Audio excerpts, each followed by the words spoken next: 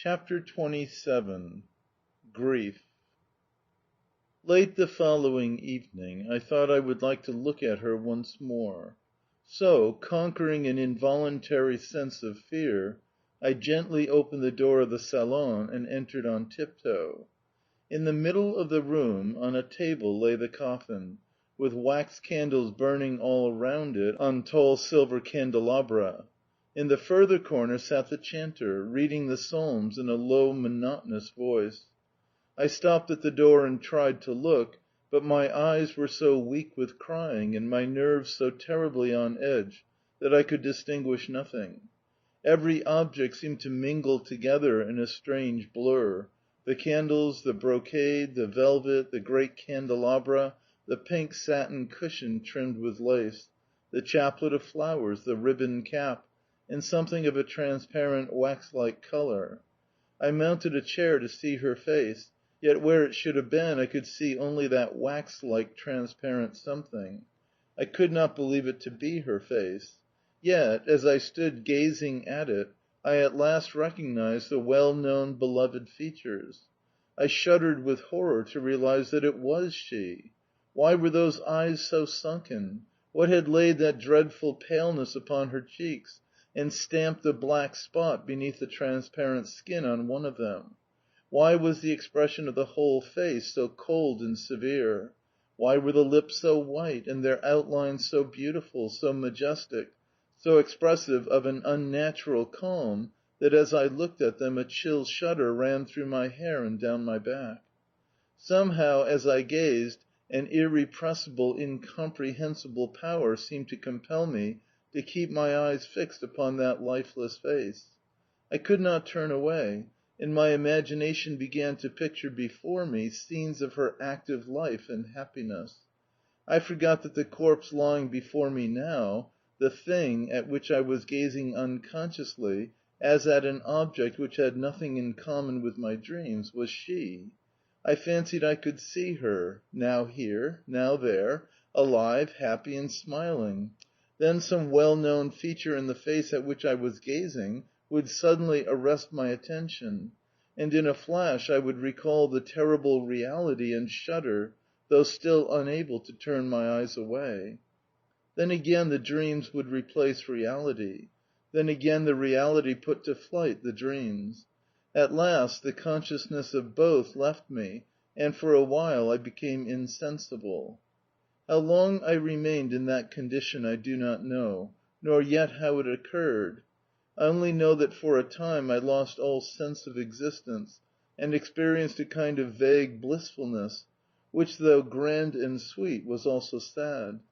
It may be that, as it ascended to a better world, her beautiful soul had looked down with longing at the world in which she had left us, that it had seen my sorrow, and, pitying me, had returned to earth on the wings of love, to console and bless me with a heavenly smile of compassion. The door creaked as the chanter entered, who was to relieve his predecessor.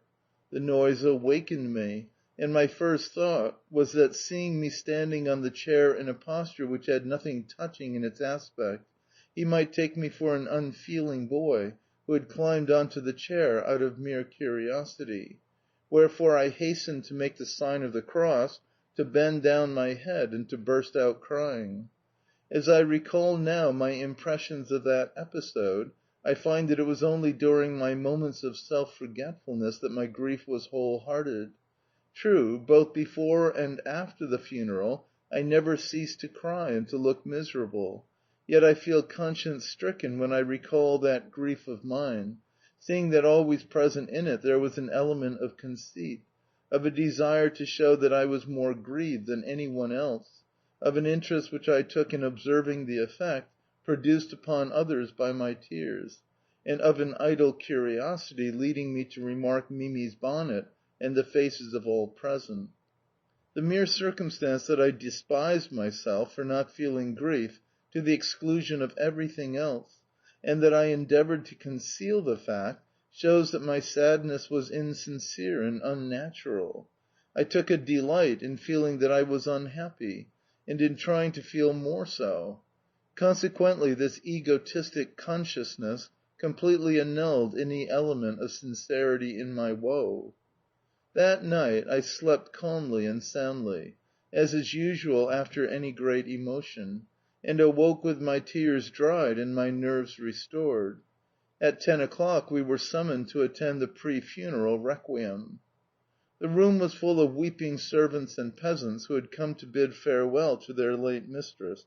During the service I myself wept a great deal, made frequent signs of the cross, and performed many genuflections, but I did not pray with my soul, and felt, if anything, almost indifferent. My thoughts were chiefly centred upon the new coat which I was wearing, a garment which was tight and uncomfortable, and upon how to avoid soiling my trousers at the knees. Also, I took the most minute notice of all present. Papa stood at the head of the coffin. He was as white as snow, and only with difficulty restrained his tears. His tall figure in its black frock coat, his pale, expressive face, the graceful, assured manner in which, as usual, he made the sign of the cross, or bowed until he touched the floor with his hand (a custom of the Greek funeral rite), or took the candle from the priest, or went to the coffin, all were exceedingly effective. Yet for some reason or another I felt a grudge against him for that very ability to appear effective at such a moment. Mimi stood leaning against the wall as though scarcely able to support herself. Her dress was all awry and covered with feathers, and her cap cocked to one side, while her eyes were red with weeping, her legs trembling under her, and she sobbed incessantly in a heart-rending manner as ever and again she buried her face in her handkerchief or her hands. I imagine that she did this to check her continual sobbing without being seen by the spectators. I remember, too, her telling Papa the evening before that Mamma's death had come upon her as a blow from which she could never hope to recover; that with Mamma she had lost everything, but that the angel, as she called my mother, had not forgotten her when at the point of death, since she had declared her wish to render her, Mimi's, and Katenka's fortunes secure forever. Mimi had shed bitter tears while relating this, and very likely her sorrow, if not wholly pure and disinterested, was in the main sincere. Lubotshka, in black garments and suffused with tears, stood with her head bowed upon her breast. She rarely looked at the coffin, yet whenever she did so her face expressed a sort of childish fear. Katenka stood near her mother and, despite her lengthened face, looked as lovely as ever. Woloda's frank nature was frank also in grief. He stood looking grave and as though he were staring at some object with fixed eyes. Then suddenly his lips would begin to quiver and he would hastily make the sign of the cross and bend his head again. Such of those present as were strangers I found intolerable. In fact, the phrases of condolence with which they addressed Papa, such, for instance, as that she is better off now, she was too good for this world, and so on, awakened in me something like fury. What right had they to weep over or to talk about her? Some of them, in referring to ourselves, called us orphans, just as though it were not a matter of common knowledge that children who have lost their mother are known as orphans. Probably, I thought, they liked to be the first to give us that name, just as some people find pleasure in being the first to address a newly married girl as Madame. In a far corner of the room, and almost hidden by the open door of the dining room, stood a grey old woman with bent knees. With hands clasped together and eyes lifted to heaven, she prayed only, not wept. Her soul was in the presence of God, and she was asking Him soon to reunite her to her whom she had loved beyond all beings on the earth, and whom she steadfastly believed that she would very soon meet again. There stands one who sincerely loved her, I thought to myself, and felt ashamed. The requiem was over. They uncovered the face of the deceased, and all present except ourselves went to the coffin to give her the kiss of farewell. One of the last to take leave of her departed mistress was a peasant woman who was holding by the hand a pretty little girl of 5, whom she had brought with her, God knows for what reason. Just at a moment when I chanced to drop my wet handkerchief and was stooping to pick it up again, a loud, piercing scream startled me, and filled me with such terror that, were I to live 100 years more, I should never forget it.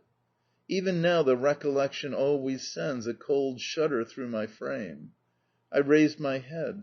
Standing on the chair near the coffin was the peasant woman, while struggling and fighting in her arms was the little girl. And it was this same poor child who had screamed with such dreadful, desperate frenzy as, straining her terrified face away, she still continued to gaze with dilated eyes at the face of the corpse.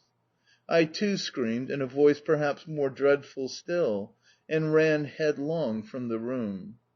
Only now did I understand the source of the strong, oppressive smell which, mingling with the scent of the incense, filled the chamber, while the thought that the face, which but a few days ago had been full of freshness and beauty, the face which I loved more than anything else in all the world, was now capable of inspiring horror, at length revealed to me, as though for the first time, the terrible truth, and filled my soul with despair. End of chapter 27. Recording by Expatriate in Bangor, Maine.